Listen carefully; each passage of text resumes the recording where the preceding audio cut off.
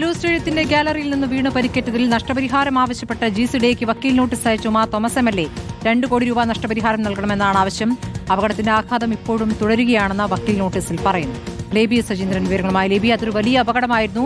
ഭാഗ്യത്തിന് ജീവൻ രക്ഷപ്പെടുകയായിരുന്നു. അപ്പോൾ ആ അപകടത്തിൽ നഷ്ടപരിഹാരം തേടിയിരിക്കുന്നു ഉമാ തോമസ്. ഇപ്പോൾ ഹൈക്കോടതിയെ സമീപിച്ചിരിക്കുകയാണോ? GCDAക്ക് നോട്ടീസ് അയച്ചിരിക്കുന്നു.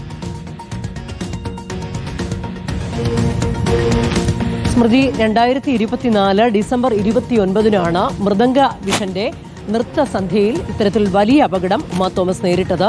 അന്ന് താൽക്കാലിക വേദിയിൽ നിന്ന്, കലൂർ സ്റ്റേഡിയത്തിൽ ഒരുക്കിയ താൽക്കാലിക വേദിയിൽ നിന്ന് താഴേക്ക് പതിക്കുകയായിരുന്നു. ആ അപകടത്തിന്റെ ആഘാതത്തിൽ നിന്ന് താൻ ഇപ്പോഴും മുക്തയായിട്ടില്ല എന്ന് ചൂണ്ടിക്കാട്ടിയാണ് 2 കോടി രൂപയ്ക്ക് വക്കീൽ നോട്ടീസ് അയച്ചിരിക്കുന്നത്. ഈ സ്റ്റേഡിയത്തിന്റെ ഉടമകളായ GCDAക്കാണ് വക്കീൽ നോട്ടീസ് അയച്ചിരിക്കുന്നത്. GCDA ഇത് സംഘടിപ്പിച്ചപ്പോൾ ഈ പരിപാടി ഒരുക്കിയ ഈ Mridanga vision and Oscar event management എന്നുള്ള കമ്പനിയുടെ വിശ്വാസ്യതയെ പോലും പരിശോധിച്ചില്ല. അതുമാത്രമല്ല, ഇത്തരത്തിലൊരു വേദി ഒരുക്കുമ്പോൾ അതിന്റെ സുരക്ഷയെക്കുറിച്ച് ഒട്ടും ശ്രദ്ധ GCDA കാണിച്ചില്ല. താൽക്കാലിക കൈവരി മാത്രമാണ് ഉണ്ടായിരുന്നത്. കൈവരി ഉണ്ടായിരുന്നില്ല, താൽക്കാലികമായി റിബൺ വച്ചാണ് കൈവരി പോലെ തോന്നിക്കുന്ന രീതിയിൽ ഒരുക്കിയിരുന്നത്. അതാണ് അപകടത്തിലേക്ക് നയിച്ചത്. വെറും ചെറിയൊരു സ്ഥലം മാത്രമാണ് ഈ മുൻനിരയിൽ നിന്ന് മുന്നോട്ടുണ്ടായിരുന്നത്. ഇതുവഴി നടക്കുമ്പോഴാണ് അപകടം ഉണ്ടായത്. അതുമാത്രമല്ല, ഈ സ്റ്റേജ് താൽക്കാലികമായി ഒരുക്കിയപ്പോൾ അതിന്റെ സുരക്ഷയെക്കുറിച്ച് ഒട്ടും ജാഗ്രത GCDA പരിശോധിച്ചില്ല, ജാഗ്രത കാണിച്ചില്ല. തറനിരപ്പിൽ നിന്ന് 10.5 സെന്റിമീറ്റർ ഉയരത്തിലാണ് ഇത്തരത്തിൽ താൽക്കാലിക വേദി ഒരുക്കിയത്.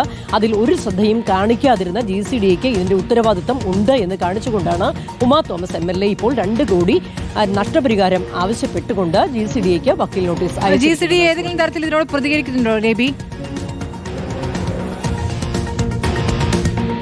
GCDA ഈ വാർത്തകളോട് പ്രതികരിച്ചിട്ടില്ല. ഏതായാലും വരും സമയത്ത് GCDAയുടെ ഔദ്യോഗിക പ്രതികരണം നമ്മൾക്ക് പ്രതീക്ഷിക്കാം. കാരണം ഈ ഉത്തരവാദിത്വത്തിൽ നിന്ന് GCDAക്ക് പിന്നാക്കം പോകാൻ സാധിക്കുന്നതല്ല. അന്ന് തന്നെ വലിയ വിമർശനമാണ് സമൂഹത്തിന്റെ എല്ലാ ഭാഗത്തു നിന്നും ഈ പരിപാടി സംഘടിപ്പിച്ചതിനെതിരെ ഉയർന്നത്. അന്ന് വലിയ അപകടമാണ് സംഭവിച്ചത്. അന്ന് മുടിനാരിഴയ്ക്കാണ് വലിയ ദുരന്തം ഒഴിവായി. അതായത് ഉമാ തോമസ് MLAയുടെ ജീവൻ നഷ്ടപ്പെടാവുന്നൊരു സാഹചര്യമായിരുന്നു, പെട്ടേക്കാവുന്ന അവസ്ഥയുമായിരുന്നു. അവിടെ നിന്ന് ഭാഗ്യത്തിനാണ് ജീവൻ തിരിച്ചു കിട്ടിയത്.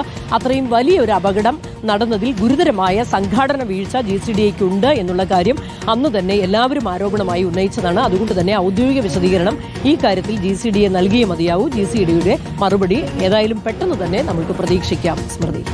ശരി, ലേബി സജീന്ദ്രനാണ് വിവരങ്ങൾ നൽകിയത്.